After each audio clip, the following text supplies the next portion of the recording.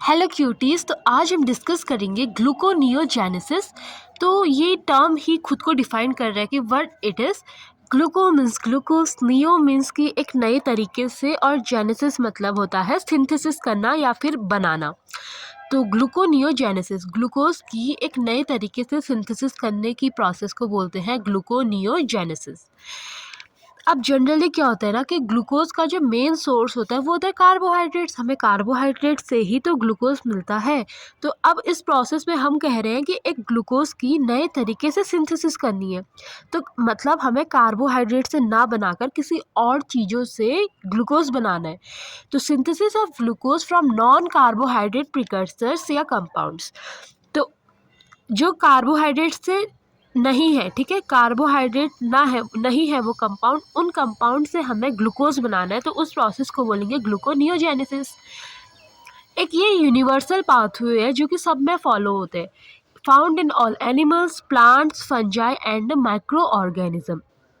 तो ये process universal है जो कि सब में प्रेजेंट होते हैं, और सब में ये प्रोसेस होती है। एनिमल्स में होती है, प्लांट्स में होती है, फंजाई में होती है और माइक्रो ऑर्गेनिज्म में।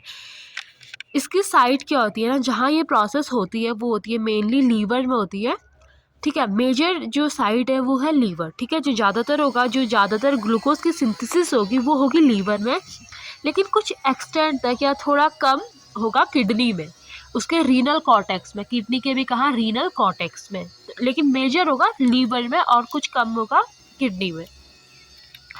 Under normal circumstances liver is responsible for 85 to 95% of glucose. तो नॉर्मल सर्कमस्टेंसेस में लीवर ही रिस्पॉन्सिबल होता है 85 से 95% ग्लूकोज की सिंथेसिस के लिए।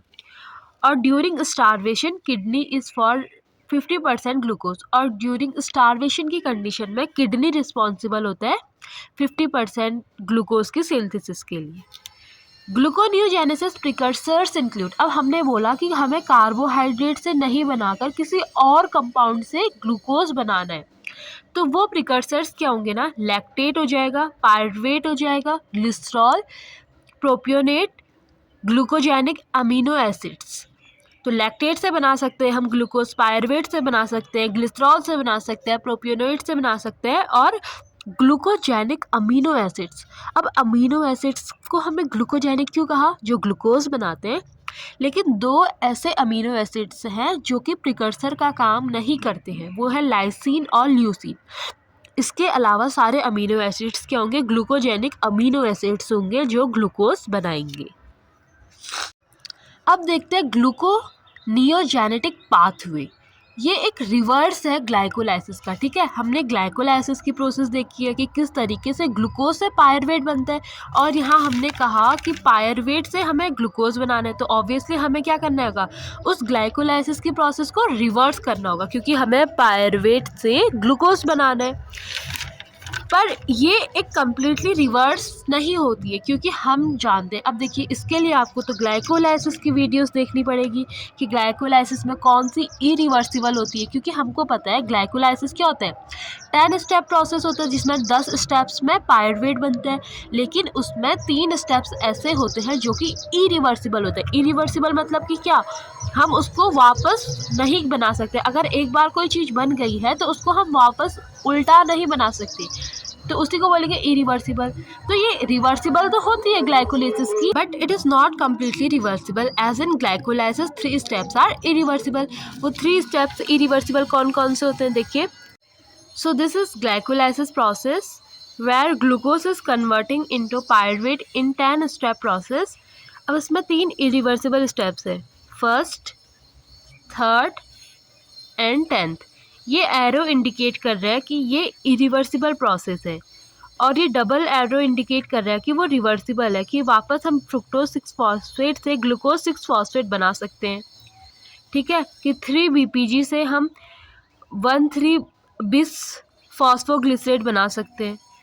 पर ये एक सिंगल एरो इंडिकेट कर रहा है कि दीज स्टेप्स आर इरिवर्सिबल।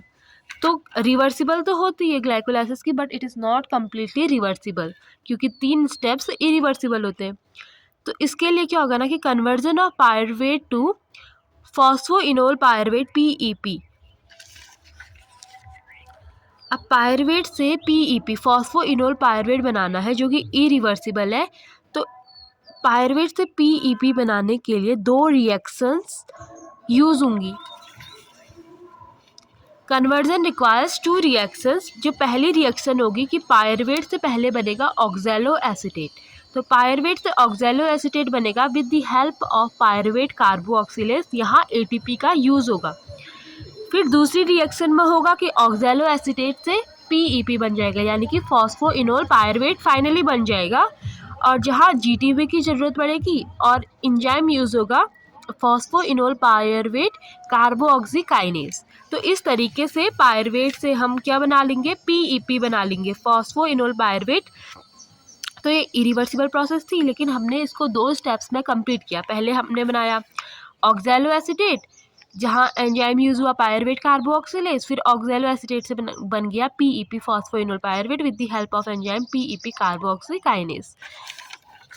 तो अब पायरुवेट से पीईपी बन जाएगा, फिर पीईपी से 2 बिसफॉस्फोग्लिसरेट बन जाएगा, फिर 2 बिसफॉस्फोग्लिसरेट से 3 बिसफॉस्फोग्लिसरेट बन जाएगा, फिर 3 बिसफॉस्फेट से 1,3 बिसफॉस्फोग्लिसरेट बन जाएगा, और फिर 1,3 बिसफॉस्फेट से G3P यानी कि ग्लिसरॉल 3 फॉस्फेट बन जाएगा, और फिर G3P से फ्रक्टोज 1,6 बिसफॉस्फेट बन जाएगा, फ्रक्टोज 6 फॉस्फेट बनेगा। लेकिन फ्रक्टोज 1,6 बिसफॉस्फेट से फ्रक्टोज 6 फॉस्फेट नहीं बनेगा, क्योंकि दिस इज इरिवर्सिबल प्रोसेस। तो इस कंडीशन में देखो, पहला हमारे पास क्या थे, 3 स्टेप थे जो कि इरिवर्सिबल थे, first, third and 10th step को हमने कन्वर्ट किया पायरुवेट को पीईपी में with the help of 2 reactions. लेकिन अब हमें यहाँ थर्ड रिएक्शन में भी कुछ ना कुछ तो करना पड़ेगा, कि जिससे फ्रक्टोज 1,6 बिसफॉस्फेट कन्वर्ट हो जाएगा फ्रक्टोज 6 फॉस्फेट में। तो हमें फ्रक्टोज 1,6 बिसफॉस्फेट से फ्रक्टोज 6 फॉस्फेट बनाना है। तो इसके लिए एंजाइम यूज होगा फ्रक्टोज 1,6 बिसफॉस्फेटेज। फ्रक्टोज 1,6 बिसफॉस्फेटेज की हेल्प से फ्रक्टोज 1,6 बिसफॉस्फेट कन्वर्ट हो जाएगा फ्रक्टोज 6 फॉस्फेट में। तो थर्ड स्टेप भी जो इरिवर्सिबल था उसको हमने रिवर्सिबल कर दिया with the help of enzyme fructose 1,6 bisphosphate. फिर उसके बाद फ्रक्टोज 6 फॉस्फेट बन जाएगा, तो फिर ग्लूकोज 6 फॉस्फेट भी बन जाएगा। लेकिन उसके बाद फिर से एक फर्स्ट स्टेप हमारा इरिवर्सिबल है। तो यहाँ क्या करेंगे, ग्लूकोज 6 फॉस्फेट से ग्लूकोज बनाना है, तो with the help of enzyme glucose 6 phosphatase glucose 6 phosphate convert हो जाएगा ग्लूकोज में। तो फर्स्ट स्टेप भी जो इरिवर्सिबल था वो हमने चेंज कर लिया। तो इस तरीके से हम पायरुवेट से ग्लूकोज बना देंगे।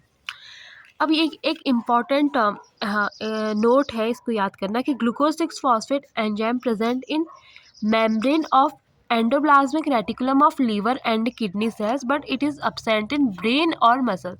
अब जो एंजाइम है ग्लूकोज 6 फॉस्फेटेज, ये सिर्फ प्रेजेंट होता है ER membrane, endoplasmic reticulum organelle की मेम्ब्रेन में प्रेजेंट होता है, लीवर और किडनी में।